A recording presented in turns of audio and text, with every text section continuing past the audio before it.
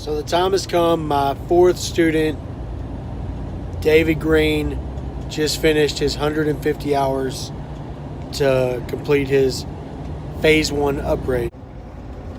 What did you think of your Phase 1 training? Well, Phase 1 training was kind of an just open-minded experience. You walk into it, don't really know what's going on.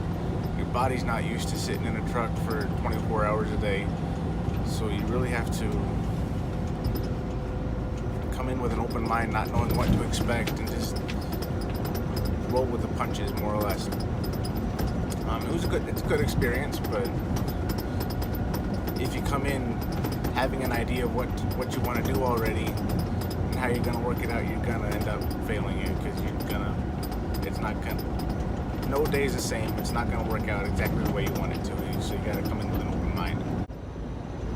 What did you think of your trainer, me?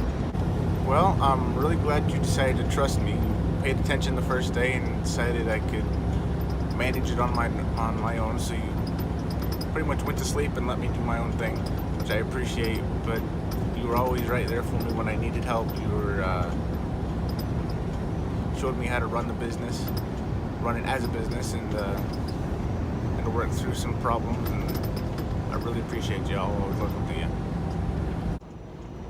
It makes a trainer's job easy whenever you don't have to worry about what they're doing, so you're able to get some sleep, right? Having Dave drive the nights has made my nights easier because he messes up very little. He still messes up some, but not as much as Ernesto. What advice would you give students going into Phase 1? Trust your trainer. Come in with an open mind. Don't come in with some high expectations of how you want the system to run, how you want things to roll out. Don't come in with that, because you're going to get disappointed the first day. Come in with an open mind. Trust your trainer. When you're driving on the road, trust your GPS, but also use your brain. I mean, your GPS is going to tell you one thing, but if you don't read it right, you're going to end up going the wrong way. Going south, we need to go north. Going east, we need to go west. So trust your GPS, but use your head. And most importantly, just come in with an open mind of how things are going to work and how the day is going to roll by, because you're going to get disappointed every day. If you have tight expectations, you'll get disappointed every day. To add on to that, try to think a couple steps ahead. You know what I'm saying? So kind of have an idea of where you're going and the highways that are going to get you there. You can look at your routing instructions and see the major highways that you're supposed to go on. Like for this trip, it's 40 to 44 to 55 to 80. It's real easy. You just got to know the steps. Keeping in mind that this is a 2-person truck or a 3-person truck, what suggestions would you have for what to bring onto the trainer's truck when going into Phase 1? What to bring on the truck? There's no Wi-Fi on the truck, so you probably want to have your own unlimited data plan. I took care of that after the first week on the truck. I had like a 4 gig, and I upgraded to an unlimited so I can keep up with everybody back home. Don't bring a lot of stuff. I have way too much stuff on the truck with me, most of it. Yeah, I've got 2 suitcases. I got another backpack over here. Most of it I stuck under the bed and I never touched because I don't need it all. So don't bring a lot of stuff with you. When there's 3 people on the truck, don't bring a lot of stuff with you. When it's just you and maybe one other guy, you can bring more because you'll have access to more space. But with 3 people on the truck, you don't need all that stuff. You don't need all that space. You don't have all that space. Bring a cell phone charger, at least the cable. Your trainer should have the outlet for the cigarette holder. Bring bedding, bring a pillow, bring like a week and a half's worth of clothes. Like say bring a week's worth of clothes that you would wear in a normal week, because you're going to extend that out to about 2.5 weeks, because you're only going to change every 2 or 3 days. Ernesto, why don't you tell everybody how much you love that D? Are you going to ignore me now? Whose D do you like more, David's D or Daniel's D?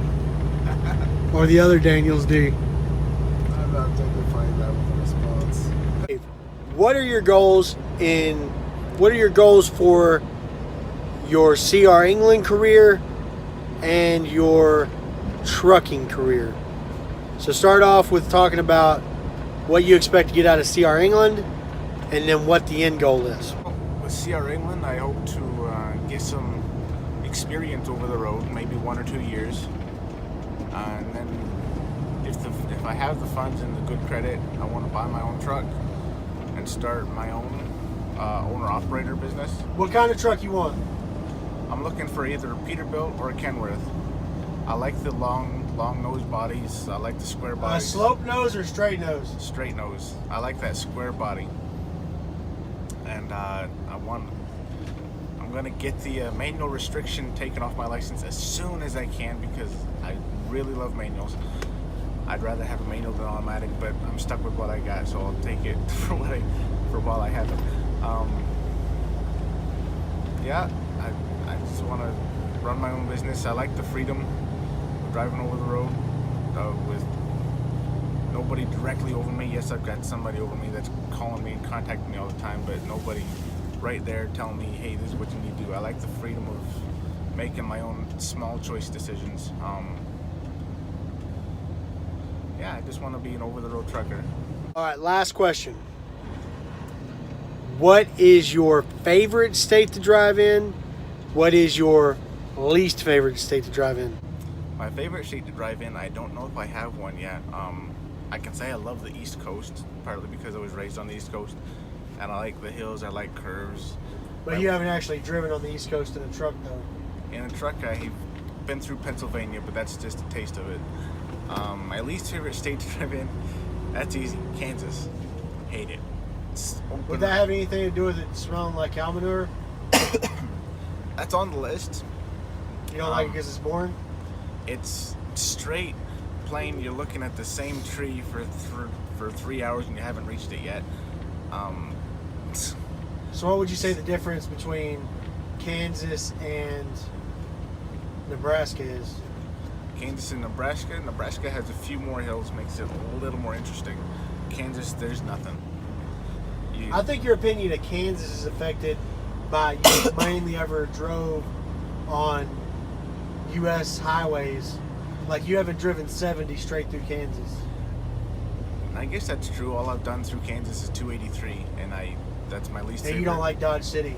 I don't like Dodge. It's warming up to me a little bit, but it's going to take a long time for me to actually love Dodge City. Because it smells like cow poop. And worse. Alright guys, that'll about do it for this time. Make sure y'all subscribe to the channel, like the video, comment down below with any questions y'all got or any questions you think I should add to the interview process. Appreciate you guys tuning in. Until next time, peace.